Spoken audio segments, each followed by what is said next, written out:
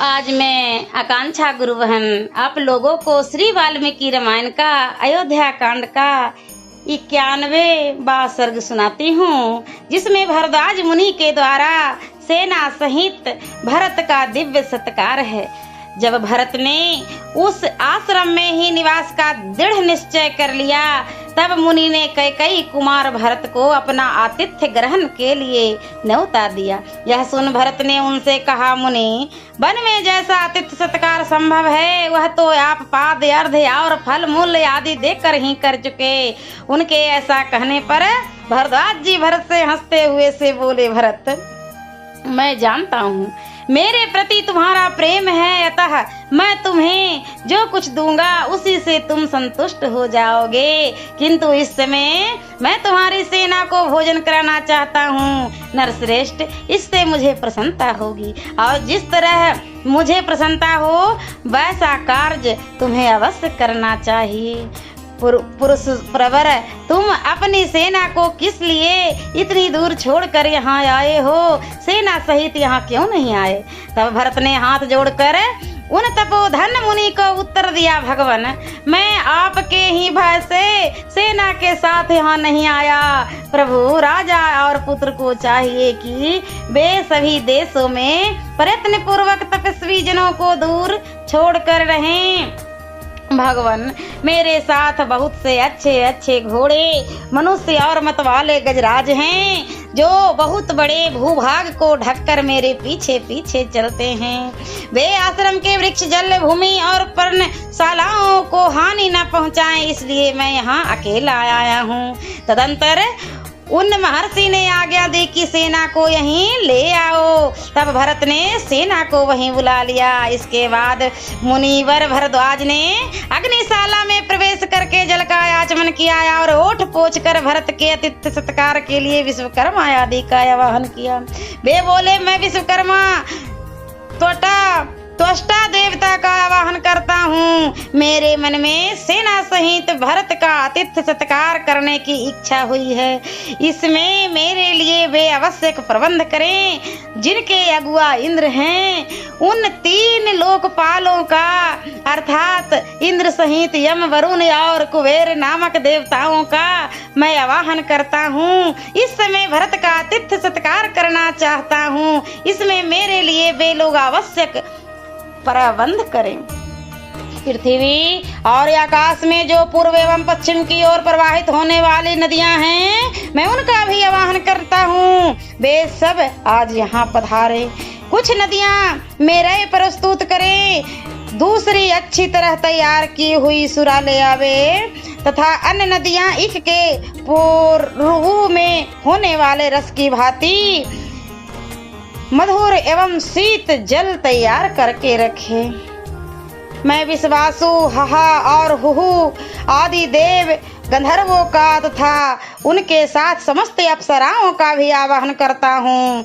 धीरताची, विश्वासी, मिश्रकेशी, अलम्बुसा, नागदत्ता, हेमा, सोमा तथा आद्रीकृत स्थली का भी मैं आवाहन करता हूँ। जो अप्सराएं इंद्र की सभा में उपस्थित होती है तथा जो देवांगनाएं ब्रह्मा जी की सेवा में जाया करती हैं, मैं उन सब का मैं तुम्बरों के साथ आवाहन करता हूँ। वे अलंकारों तथा नृत्य गीत के लिए अपेक्षित अन्याय उपकरणों के साथ यहाँ पधारे। उत्तर कुरुवर्ष में जो दिव्य चैत्र रथ नामक वन है, जिसमें दिव्य वस्त्र और आभूषण ही वृक्ष के पत्ते हैं और दिव्य नारियां ही फल हैं, कुबेर का वह सनातन दिव्य वन यहीं आ जाए।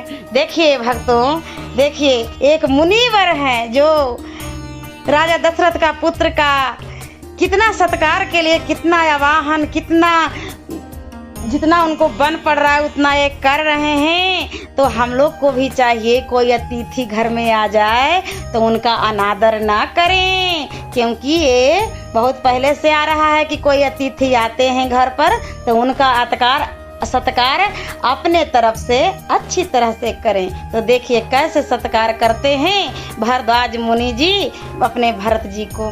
यहाँ भगवान सोम मेरे अतिथियों के लिए उत्तम अन्य नाना प्रकार के भक्ष्य भोज लेह और जोश की प्रचुर मात्रा में व्यवस्था करें। वृक्षों से तुरंत चुने गए नाना प्रकार के पुष्प, मधु आदि पेय पदार्थ तथा नाना प्रकार के फलों के गुद्दे से भगवान सोम यहाँ प्रस्तुत करें। इस प्रकार उत्तम व्रत का पालन करने वाले भरद्वाज मुनि ने एकाग्र चित्त और अनुपम तेज से संपन्न हो शिक्षा और स्वर से युक्त वाणी में उन सब का आवाहन किया। इस तरह आवाहन करके मुनि पूर्वाभिमुख हो हाथ जोड़े खड़े मन ही मन ध्यान करने लगे।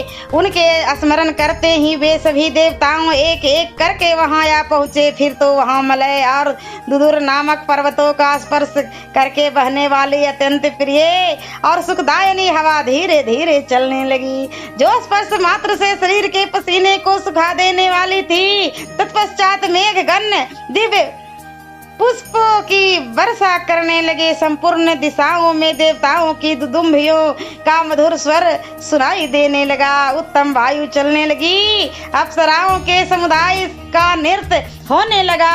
देव गंधर्व गाने लगे और सब ओर बीनाओं की स्वर लहरियां फैल गई। संगीत का वह शब्द पृथ्वी आकाश और प्राणियों के कर्ण कुंभरों में प्रविष्ट होकर गूंजने लगा।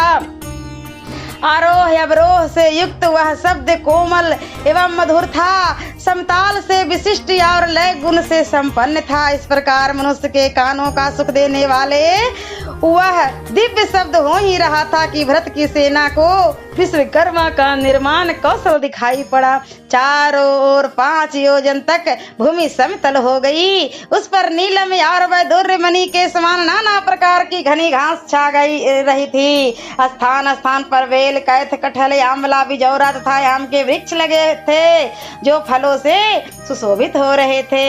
उत्तर कुरु वर्ष से दिव्य भोग सामग्रियों से संपन्न चैत्र रथ नामक वन वहां आ गया। साथ ही वहां की रमणीय नदियां भी आ पहुंची, जो बहुसंख्यक तटवर्ती वृक्षों से घिरी हुई थी। उज्जवल 4 कमरों से युक्त गृह तैयार हो गए।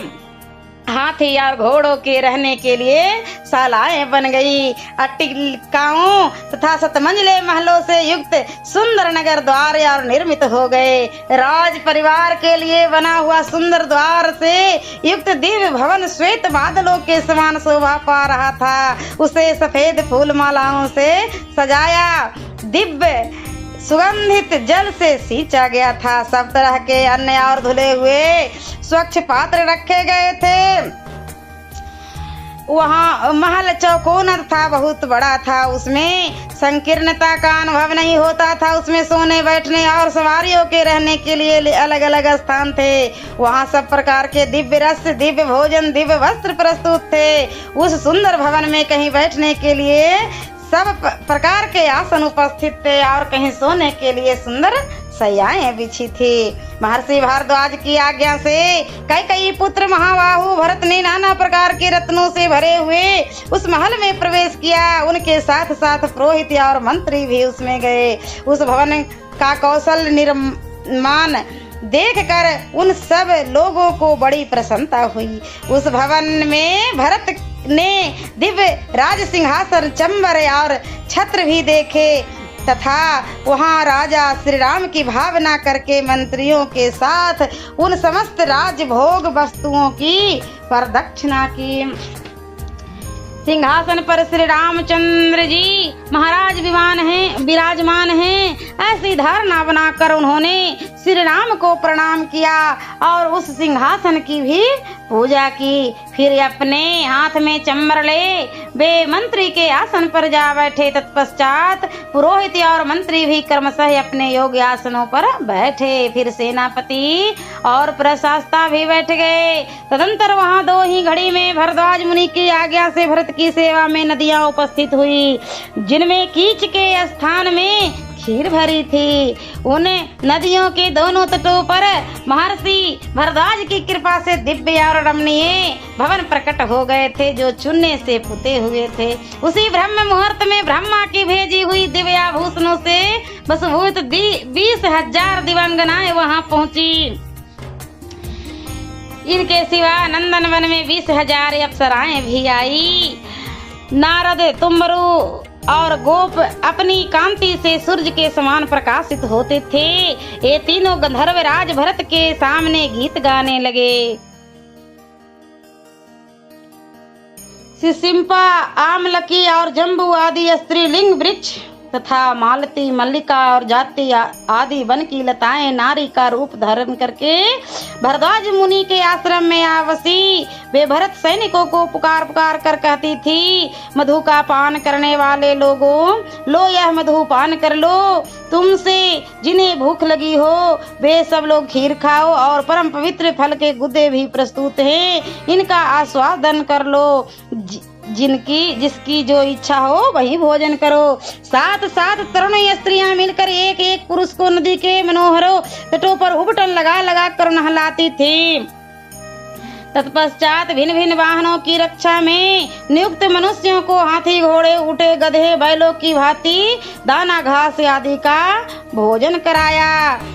संपूर्ण मनोवांछित पदार्थों से तृप्त हो लाल चंदन से चर्चित हुए सैनिक अप्सराओं का संयोग पाकर निम्नांकित बातें कहने लगे, अब हम अयोध्या नहीं जाएंगे, दंडकारण्य में भी नहीं जाएंगे। भरत सकुशल रहे, जिनके कारण हमें इस भूतल पर स्वर्ग का सुख मिला, तथा श्री रामचंद्र जी भी सुखी रहे, जिनके दर्शन के लिए आने पर हमें इस दिव्य सुख की प्राप्ति हुई। इस प्रकार पैदल सैनिक तथा हाथी सवार, घुड़सवार, सईस और महावत आदि उस सत्कार को पाकर स्वच्छंद उपयुक्त बातें करने लगे। भरत के साथ आए हुए 1000 मनुष्य वहां का वैभव देखकर हर्ष के मारे फूले नहीं समाते थे और जोर जोर से कहते थे कि यह स्थान स्वर्ग है। महर्षि भरद्वाज के द्वारा सेना सहित भरत का किया हुआ वह अनिर्वचनीय आतिथ्य सत्कार अद्भुत और स्वप्न के समान था। उसे देखकर वे सब मनुष्य आश्चर्यचकित हो उठे।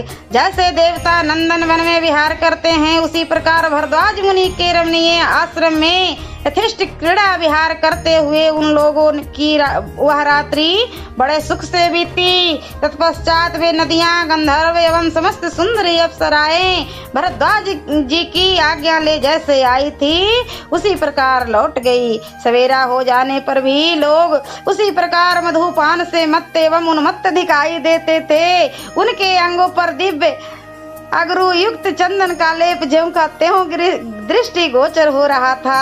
मनुष्यों के उपभोग में लाए गए नाना प्रकार के दिव्य उत्तम पुष्प भी उसी अवस्था में पृथक पृथक बिखरे पड़े थे। सियावरे रामचंद्र की जय।